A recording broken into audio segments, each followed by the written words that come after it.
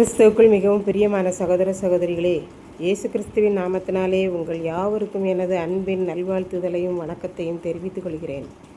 இன்றைய பகலின் குளிர்ச்சியான நாளின் தியான வசனம் யோவான் எழுதின சுவிசேஷம் 17ஆம் அதிகாரம் 4ஆம் வசனம். பூமியிலே நான் உம்மை மகிமைப்படுத்தினேன், நான் செய்யும்படி நீர் எனக்கு நியமித்த கிரியையை செய்து முடித்தேன்.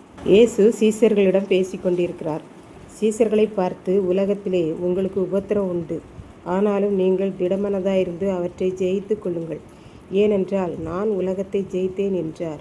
இவைகளையெல்லாம் இயேசு சீசர்களோடு பேசிவிட்டு தம்முடைய 2 கண்களையும் வானத்திற்கு ஏறெடுத்து பார்த்து பிதாவாகிய தேவனை நோக்கி ஜெபித்தார்.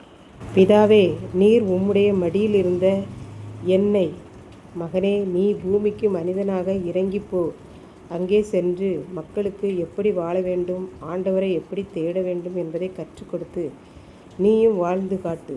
கடைசியாக உலக மக்களின் பாவங்கள் கழுவப்பட்டு பரிசுத்தமாக்கப்பட்டு மக்கள் எல்லாரும் பரலோகம் வர வேண்டுமானால் நீ இரத்தம் சிந்த வேண்டும். உன்னுடைய இரத்தத்தினால்தான் எல்லா மக்களுடைய பாவங்களும் கழுவப்படும் என்றீரே. இப்போது நான் இரத்தம் சிந்துகிற வேளை வந்தது. நீர் உம்முடைய மகனாகிய என்னை தந்தருளின உலக மக்கள் யாவருக்கும் நீர் நித்திய ஜீவனாகிய பரலோகத்தை அருளும் பொருட்டு எல்லா மனுஷர் மேலும் எனக்கு தந்த அதிகாரத்தின்படியே உம்முடைய குமாரனை மகிமைப்படுத்தும்படிக்கு நீர் கிருபை செய்வீராக.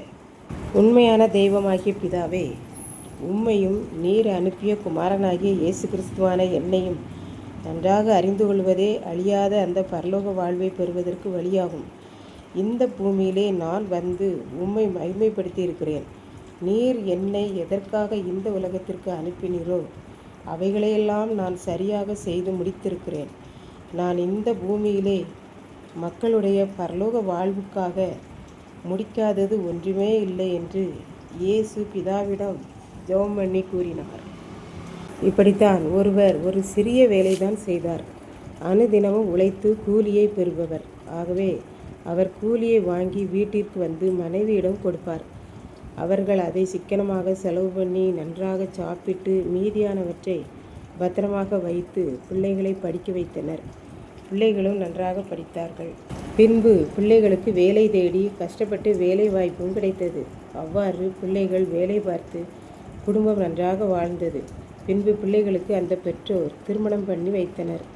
பின்பு பிள்ளைகள் இந்த பெற்றோரை வேலைக்கு செல்ல விடாமல் வைத்து சாப்பாடு போட ஆசைப்பட்டனர். ஆகவே பிள்ளைகளிடம் என்ன சொன்னார்கள் என்றால், தேட மகனே, பிள்ளைகளுக்காக மிகவும் கஷ்டப்பட்டு அன்றாடம் உழைத்து உங்களை படிக்க வைத்து வேலை வாய்ப்பு பெற்று இன்று நல்ல வாழ்க்கை வாழ ஆண்டவர் கிருபை செய்திருக்கிறார். இதுவரையிலும் நான் வேலை செய்து உங்களுக்கு என்னவெல்லாம் செய்ய வேண்டுமோ அவ்வளவு காரியங்களையும் நிறைவேற்றி முடித்திருக்கிறேன்.